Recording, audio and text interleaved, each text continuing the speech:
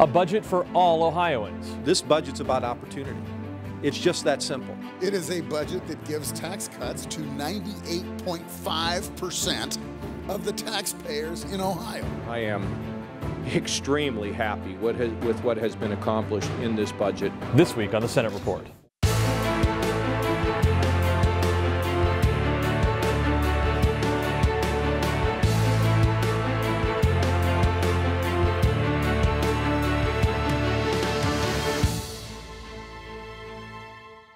The state legislature put its final touches on the state budget this week with votes of support in both the House and the Senate.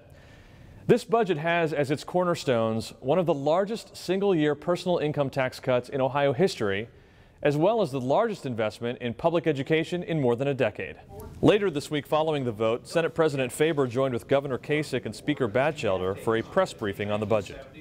This is the second phase of us going down the right path, limiting the growth in state government, limiting spending, and more importantly, trying to make sure Ohioans have their resources back to allow them to invest in their future, their businesses, and their families. This budget transition is absolutely incredible. Think about it.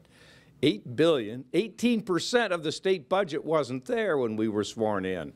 To go from an $8 billion hole to a $2 billion surplus would make any CEO of any major global company even proud. Again, to recap, here are some of the major accomplishments in this budget.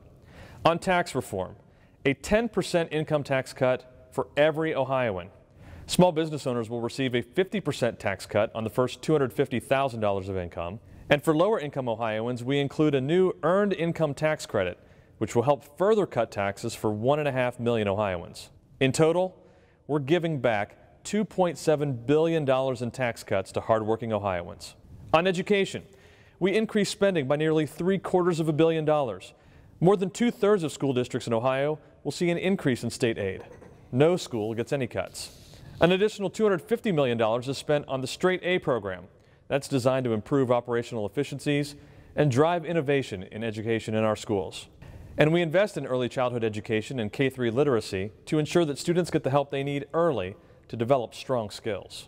And when this bill came over to the Senate originally and we had to decide what our priorities were, nearly all of the additional money that was spent by the Senate was spent on education. And a new funding formula that specifically targets state dollars to earning a course completion and a degree, which I believe is what employers in this state of Ohio are looking for. With this budget, ain't no stopping us now. We're on the move. And the programs that we're doing in here for tax reform, for investing in education, are going to keep us on the move. Another major piece of this budget was our transformative higher education funding plan, which focuses more on graduation rates than on things like student enrollment. One of the architects of that plan, outgoing Ohio State University President Gordon Gee, was honored at the State House this week. We're going to be focused on the goal line. Unfortunately, all too often people are funded on the basis of getting people in the door and not getting people out the door. And that mindset, that change will be such a value difference in terms of the way that we think about how we can move the state forward. The governor, speaker, and President Faber each spoke of the special relationship the state legislature has with the university, and Dr. Gee in particular.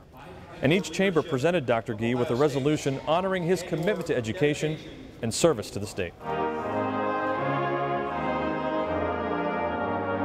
Well, that's all for this week. As always, we'd like for you to engage with us in conversation.